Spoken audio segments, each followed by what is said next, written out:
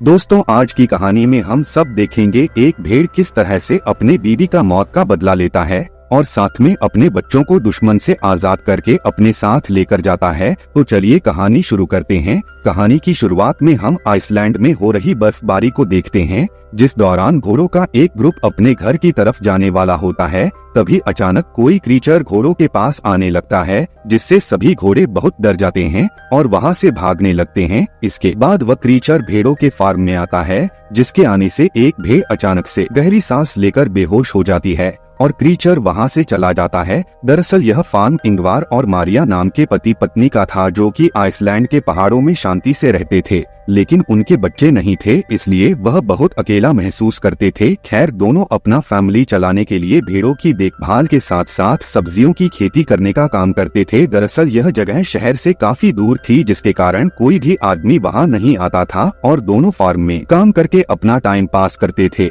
एक शाम मारिया और इंगवार अपनी प्रेग्नेंट भेड़ों की डिलीवरी में मदद करते टाइम उनको नजर आते हैं, जहां उन्हें पता चलता है कि बहुत सारी भेड़ों ने बच्चों को जन्म दिया है, जिससे मारिया बहुत खुश थी। लेकिन इंगवार को उनमें ज्यादा दिलचस्पी नहीं थी, क्योंकि इतनी सारी भेड़ों को पालने के लिए बहुत ज्यादा खर्चा होता था। एक दिन जब दोनों काम करके आपस में बातें कर रहे थे, तब मारिया इंगवार को अपने ट्रैक्टर में होने वाली प्रॉब्लम्स के बारे में बताती है, जिस पर वह कहता है कि उन्हें अगले साल से पहले ट्रैक्टर को ठीक करवाना होगा। इसी दौरान भेड़ों की शेड में उनका डॉग भौंकने लगता है, इसलिए उसे देखने के लिए दोनों शेड में आ जाते हैं। यहाँ वो देखते हैं कि डॉग एक प्रेग्नेंट भेड़ को देखकर भौंक रहा था, क्योंकि उस भेड़ का डिलीवरी का टाइम हो गया था। इसलिए मारिया और इंगवार मिलकर उस भेड़ की डिलीवरी में हेल्प करते हैं। लेकिन जब वो उस भेड़ के बच्चे को देखते हैं तो बुरी तरह से शॉक हो जाते हैं। दरअसल उस भेड़ ने एक हाइब्रिड बच्चे को जन्म दिया है, जिसमें उसका सिर भेड़ का था और शरीर इंसानों वाला था। इसलिए मारिया उस बच्चे को अपने साथ अपने घर के अंदर ले जाती है।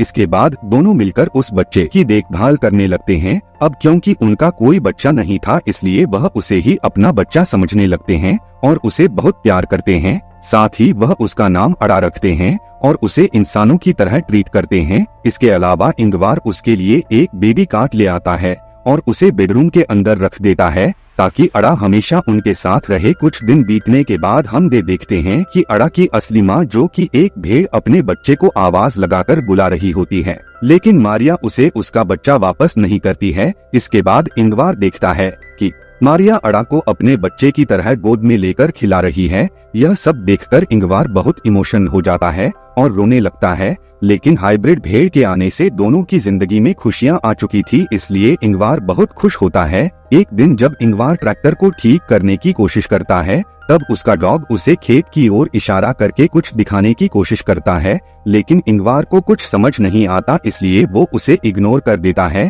इसी तरह समय बीतता जाता है और अड़ा की असली माँ अपने बच्चे की तलाश में घर के पास आकर खड़ी रहती है, लेकिन मारिया हमेशा उसे घर से दूर कर देती है, जबकि अड़ा खिड़की से उसे देखती रहती है। एक दिन सुबह जब मारिया खेत में काम करने के लिए जाती है, तब वह इंगवार से अड़ा की देखभाल करने को कहती है, पर इंगवार काम करने के लिए शेड में चला जाता है और गलती से घर के गेट को खुला छोड़ देता है। जब मारिया घर पर वापस आती है तो वह इंगवार से अड़ा के बारे में पूछती है, जिस पर इंगवार बताता है कि बाहर जाने से पहले मैंने उसे बेडरूम में सुला दिया था। इसलिए मारिया अड़ा को देखने बेडरूम के अंदर जाती है, लेकिन अड़ा बेडरूम के अंदर नहीं होती है, जिससे मारिया और इंगवार बहुत डर जाते हैं और घर के चारों तरफ उसे ढूंढने लगते हैं। यहाँ मारिया बहुत ही टेंशन में आ जाती है। तब इंगवार उसे शांत करता है और मारिया को कहता है कि वह अड़ा को जल्द ही ढूंढ लेंगे। अब वो दोनों अड़ा को अपने पूरे एरिया में खोजने लगते हैं, लेकिन उन्हें कहीं पर भी वह दिखाई नहीं देती है। इसलिए थक हार कर दोनों घर की ओर जाने लगते हैं। तब उन्हें भेड़ की आवाज सुनाई देती है। मारिया उस आवाज का पीछा करती है और देखती है कि अड़ा की असली माँ अड़ा को अपने साथ बाहर लेकर आई थी। मारिया तुरंत उस भेड़ से अड़ा को छीन लेती है और उसे ठंड से बचाने के लिए कपड़े से ढकने लगती है, जिसके बाद वह घर जाने लगते हैं। जिस दौरान अड़ा की माँ उनके पीछे आने लगती है, जिससे मारिया उस पर गुस्सा होती है और उसे यहाँ से दूर जाने का कहती है। वे घर में आने के बाद वह अड़ा को सुला देते हैं और राहत की सांस लेते हैं। कुछ महीनों बाद अड़ा बड़ी हो जाती है और अब वह इस फैमिली का हिस्सा बन चुकी है। खासकर अड़ा का रिश्ता मारिया के साथ बहुत अच्छा हो जाता है और वह दोनों एक दूसरे के बिना नहीं रह सकती थी। एक रात मारिया को भेड़ों के बारे में डरावना सपना आता है, जिसे देखकर वह जाग जाती है और सोचने लगती है कि शायद अड़ा की माँ उसे अड़ा से दूर ले जाएगी। इसलिए मारिया अड़ा को बचाने के लिए एक खतरनाक प्लान बनाती है। एक दिन मारिया इंगवार और अड़ा को सोता हुआ देख घर के बाहर आ जाती है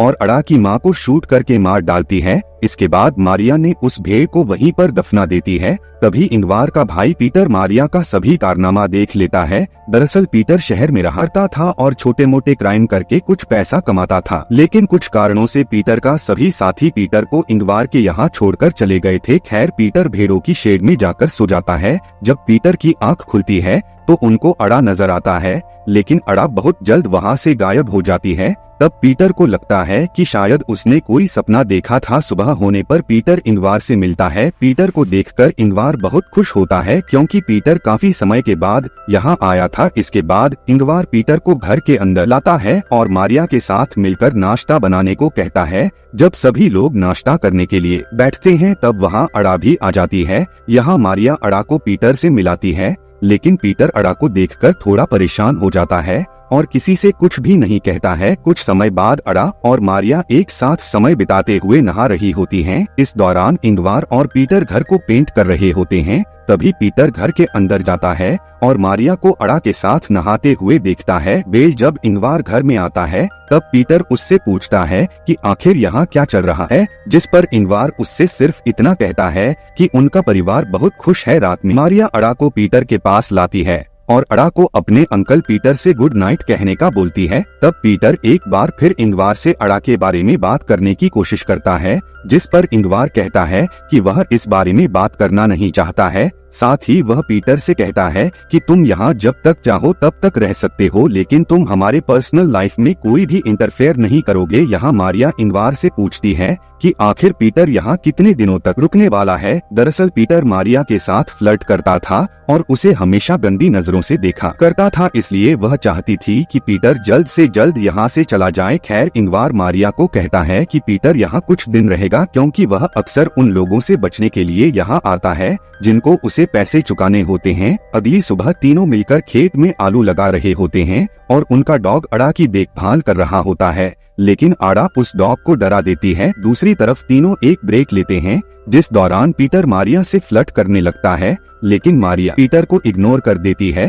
तब पीटर मारिया को कहता है कि तुम जिस भेड़ को इंसान समझकर अपने घर में पालते हो वो सिर्फ एक जानवर है। पर मारिया पीटर के बातों पर ध्यान नहीं देती है और वहाँ से चली जाती है। अगली सुबह इंगवार अपने भाई पीटर को उठाता है और उसे एक शेड की सफाई करने के लिए मदद मांगता है। तब पीटर को सफाई करते समय अपने पुराने ड्रम्स मिलते हैं, जिन्हें देखकर वह बहुत खुश हो जाता है और ड्रम्स को बजाने लगता है। तब ड्रम्स की आवाज सुनकर अड़ा वहां आ जाती है और ड्रम्स का म्यूजिक सुनकर एंजॉय करने लगती है, लेकिन पीटर को यह चीज पसंद नहीं आती है, इसलिए पीटर अड़ा का मजाक उड़ाने लगता है। साथ ही वह अड़ा को बाहर ले जाता है और उसे भेड़ बोलते हुए जबरदस्ती घास खिलाने लगता है। इस दौरान इंगवार वहां आ जाता है और पीटर को ऐसा करते देख लेता है। अब इंगवार पीटर के ऊपर बहुत गुस्सा होता है और अड़ा को वहां से अपने साथ ले जाने लगता है, जिस पर पीटर इंगवार को कहता है कि अड़ा कोई इंसान नहीं है बल्कि एक जानवर है। पर इंगवार पीटर के बातों को इग्नोर करके वहां से चला जाता है। अगली सुबह हम पीटर को देखते हैं, जो चुपके से मारिया और इंगवार के बेडरूम में जाता है और उन्हें बिना बताए अड़ा को बाहर ले आता है। इसके बाद पीटर शेड से एक गन को साथ में लेता है और अड़ा को घर से दूर ले जाता है, जहां वो अचानक से अड़ा के ऊपर गन पॉइंट कर देता है और उसे शूट करने का सोचता है, लेकिन अड़ा के मासूम चेहरे को देखकर उसका मन बदल जाता है। दूसरी तरफ मारिया उठ जाती है और देखती है कि अड़ा रूम में नहीं है, जिससे वह टेंशन में आ जाती है और घर के आसपास उसे ढूंढने लगती है। तभी वह देखती है कि अड़ा पीटर के रूम में है, जहां पीटर उसे अपनी गोद में रखकर सो रहा होता है। इससे मारिया को लगता है कि पीटर ने अड़ा को एक्सेप्ट कर लिया है खैर इसके बाद हम मारिया को शमशान में देखते हैं, जहां वह एक कब्र के सामने बैठकर प्रे कर रही होती है। यहाँ हमें पता चलता है कि मारिया और इंगवार की एक बेटी थी जिसका नाम अड़ा था, लेकिन किसी कारण से उनकी बेटी की मौत हो गई थी, जिससे वो दोनों काफी अकेले हो गए थे। यही वजह थी कि उन्होंने उस हाइब्रिड भेड़ के बच्चे का नाम अड़ा रखा था